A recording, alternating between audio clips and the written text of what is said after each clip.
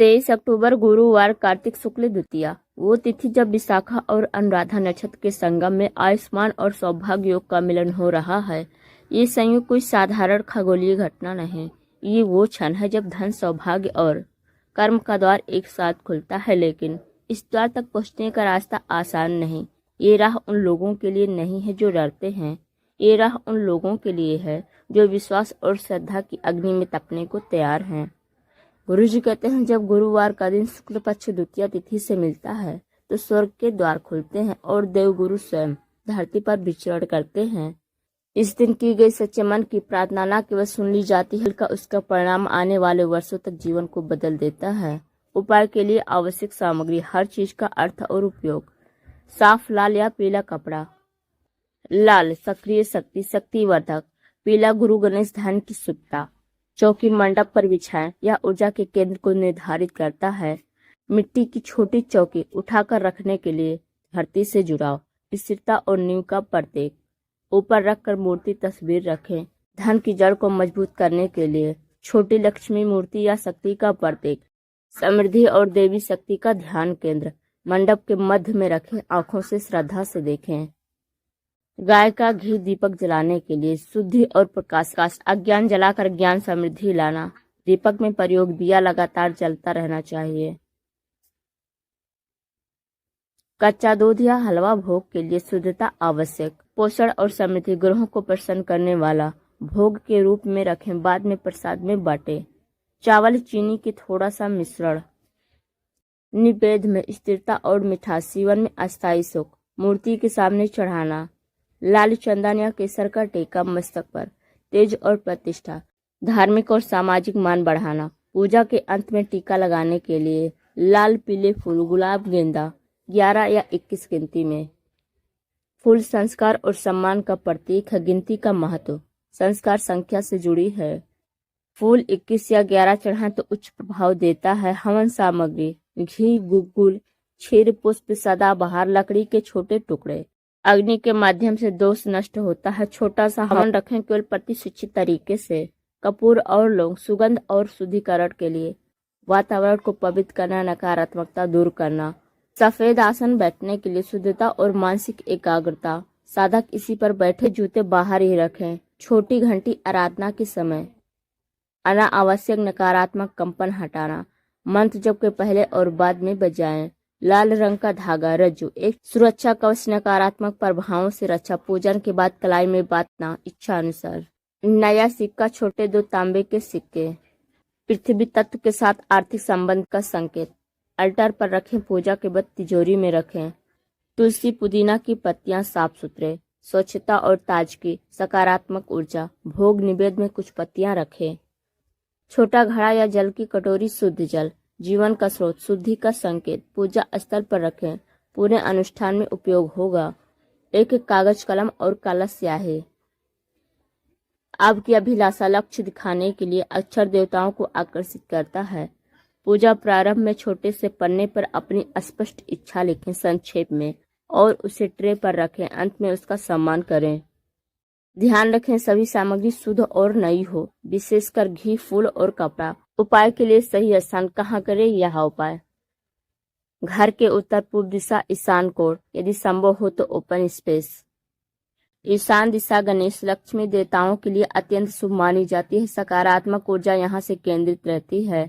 दूसरा विकल्प है छत पर छोटा सा साफ मंच, यदि बिना शोर, बिना प्रदूषण के उपलब्ध हो तो। ऊपर की दिशा से आशीर्वाद लेना, बिना बाधा के आकाशीय ऊर्जा से जुड़ना।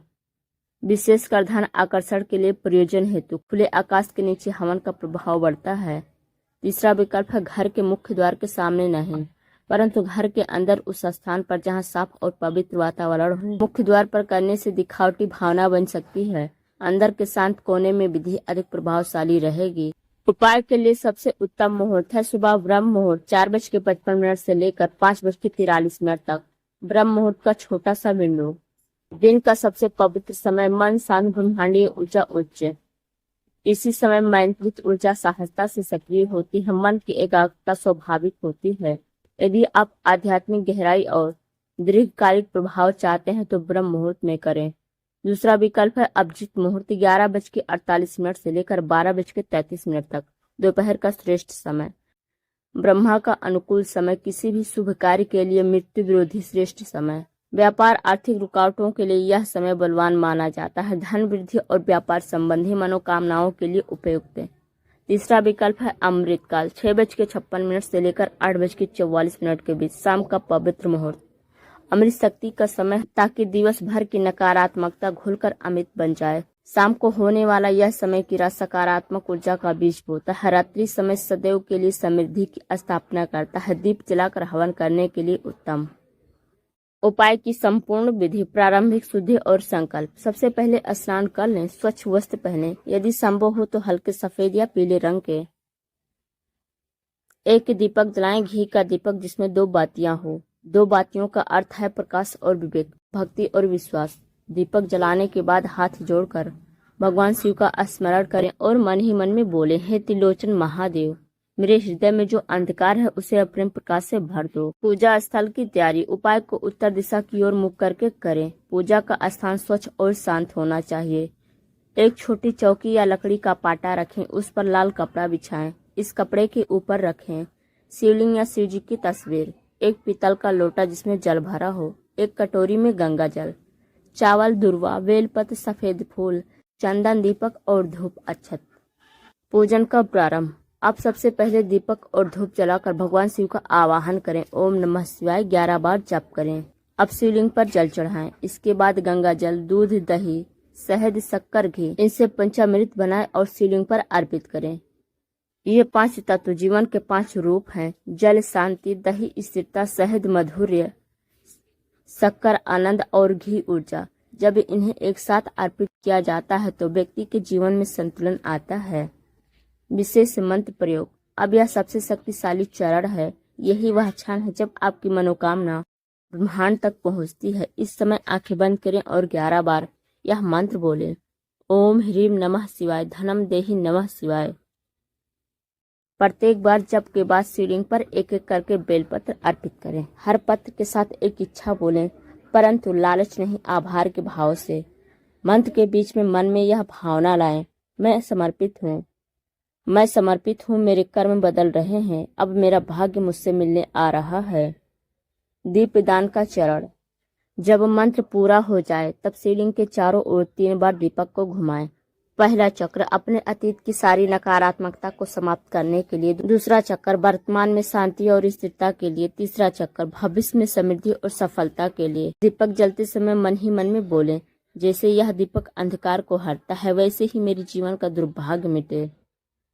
अर्पण और समापन। अब दोनों हाथ जोड़कर भगवान शिव से प्रार्थना करें, हे महादेव, मेरे कर्मों के कारण जो भी अवरोध हैं उन्हें दूर कर दो। मेरे जीवन में धन, शांति और सौभाग्य का प्रकाश लाओ। मेरे घर में सदैव सुख और स्थिरता बनी रहे। इस प्रार्थना के बाद शिवलिंग पर फूल और चावल अर्पित करें। फिर पूजा के अंत में 11 दीपक एक पंक्ति में जलाएं। यदि संभव हो तो ये दीपक घर के मुख्य द्वार के बाहर रखें। इससे नकारात्मक शक्तियां दूर रहती है और धन की ऊर्जा घर में प्रवेश करती है। अंत में करें यह एक कार्य। पूजा के बाद थोड़ी सी मिठाई लें, उसे घर के चारों कोनों में रख दें, एक एक टुकड़ा। यह धन देवता को आमंत्रण देने की परंपरा है। प्रातःकाल वह मिठाई पक्षियों को खिला दें। इससे उपाय की शक्ति चारों दिशाओं में फैलती है और घर का प्रत्येक कोना शुभ ऊर्जा से भर जाता है। अब आंखें बंद कर एक बार फिर से ओम नमः शिवाय का जप करें। महसूस करें कि आपका जीवन, आपकी किस्मत और आपकी आभा सब कुछ बदलने लगा है, क्योंकि यह केवल पूजा नहीं बल्कि ब्रह्मांड से एक जीवंत संवाद है। अब जब यह विधि पूरी हो चुकी है तो आगे हम आपको बताएंगे सावधानियां, जरूरी बातें जिन्हें ध्यान रखना अत्यंत आवश्यक है। इस उपाय के दौरान और बाद में कौन सी सावधानियां रखनी है और किस प्रकार यह साधना आपके जीवन में अस्थायी आशीर्वाद बन जाती है। याद रखिए, गुरुजी कहते हैं हर शक्ति वरदान भी बन सकती है और परीक्षा भी। यह इस बात पर निर्भर करता है कि आपने इसे कितनी श्रद्धा और कितनी पवित्र नियत से किया है। इसलिए जब आप इस उपाय की शक्ति को अपने जीवन में आमंत्रित कर चुके हैं तो कुछ सावधानियां ऐसी है जिन्हें भूलना नहीं चाहिए, क्योंकि यह उपाय 2 धारी तलवार की तरह है। सही भाव से किया जाए तो स्वयं भाग्य को जगा देता है और लापरवाही से किया जाए तो उसका प्रभाव मंद पड़ जाता है। विशेष सावधानियां, जरूरी बातें ध्यान रखें। नकारात्मक विचारों से दूर रहे। उपाय करने के बाद और आने वाले 3 दिनों तक किसी से कटु वचन न बोलें। आपकी ऊर्जा अब अत्यंत संवेदनशील है। गुस्सा, जलन या अपशब्द इस दिव्य प्रवाह को रोक सकती है। याद रखें, जैसा आपका मन होगा वैसे ही ब्रह्मांड की प्रतिक्रिया होगी। इसलिए मन में हमेशा आभार रखें, नकारात्मकता नहीं। व्रत या संयम रखें। उपाय करने वाले दिन रात को अन्न न खाएं, केवल फल या दूध लें। यह नियम आत्म संयम का प्रतीक है। यह संदेश देता है कि आपने अपनी इंद्रियों पर नियंत्रण पाया है, और जब मन संयमित होता है तभी मंत्रों की शक्ति जागती है। किसी को बताएं नहीं। यह उपाय कितना भी शक्तिशाली क्यों ना लगे, इसे तुरंत किसी को बताने की जल्दीबाजी न करें। आत्मिक ऊर्जा की अपनी एक गोपनीयता होती है। जब तक इसका फल स्थिर न हो जाए, इसे गुप्त रखना ही श्रेष्ठ माना गया है। गुरुजी कहते हैं, जो साधना बोल दी जाती है वह आधी रह जाती है, इसलिए मौन ही आपका कवच है। पूजा के स्थान को पवित्र रखें। जिस स्थान पर आपने यह उपाय किया वहां अगले 3 दिनों तक झाड़ू या पानी न लाएं। बस हल्की फूलों की धूप या अगरबत्ती जला दें। इससे उस जगह की ऊर्जा स्थिर बनी रहती है और धीरे धीरे आपके घर में फैलती है। दीपक बुझने ना दें। यदि संभव हो तो दीपक स्वयं ना बुझे, उसे जलते जलते शांत होने दें। जब लौ अपने आप बुझती हो तो यह संकेत होता है कि ब्रह्मांड ने आपकी प्रार्थना स्वीकार कर ली है। शिवलिंग या शिव जी की तस्वीर को अगले दिन धोए नहीं। अगले दिन प्रातःकाल जल या गंगा जल से शिवलिंग को शुद्ध करें, फिर सफेद फूल अर्पित करें और बोलें, धन्यवाद महादेव, आपने मेरी प्रार्थना सुन ली। यह शब्द केवल धन्यवाद नहीं बल्कि एक नई शुरुआत का संकेत है। उपाय के बाद दान का महत्व। उपाय के बाद कम से कम 3 वस्तुएं दान करें। पहली, अन्न भोजन स्थिरता के लिए। दूसरी, दीपक या तेल प्रकाश और ज्ञान के लिए। तीसरा, सिक्का या चांदी का टुकड़ा धन की ऊर्जा को गति देने के लिए। गुरुजी कहते हैं, दान का अर्थ देना नहीं, अपने भीतर की कृपा को बढ़ाना है। यह उपाय केवल पाने का माध्यम नहीं, यह जीवन के हर अंधकार को दूर करने का संकल्प है। गुरुजी कहते हैं, जब कोई व्यक्ति पूरी निष्ठा से इसे करता है तो सिर्फ उसका भाग्य नहीं, उसका आत्मविश्वास भी पुनर्जीवित होता है। उसके घर में शांति आने लगती है, लंबे समय से रुका हुआ कार्य चल पड़ता है और अजीब सी सकारात्मक ऊर्जा हर दिशा में फैल जाती है। गुरुजी कहते हैं, जिसने अपने भीतर के भय को हरा दिया उसके लिए ब्रह्मांड स्वयं मार्ग बनाता है। इसलिए जब आप यह उपाय करें तो सिर्फ धन के लिए नहीं, अपने जीवन से भय, दुर्भाग्य और असफलता को मिटाने के लिए करें। अब अपने दोनों हाथ जोड़ें, आंखें बंद करें और एक बार गहरी सांस लें। महसूस करें कि ऊपर कहीं कोई शक्ति है जो आपको देख रही है, सुन रही है और आपके हर शब्द को वरदान में बदल रही है। धीरे से कहें, ओम नमः शिवाय, मुझे उस प्रकाश की राह दिखाओ जहां मेरे सारे अंधकार विलीन हो जाएं। याद रखिए, यह साधना एक रात का कार्य नहीं, यह एक जीवन की दिशा है। हर बार जब आप शिव का नाम लेंगे, आपका भाग्य थोड़ा और आपके पक्ष में झुक जाएगा।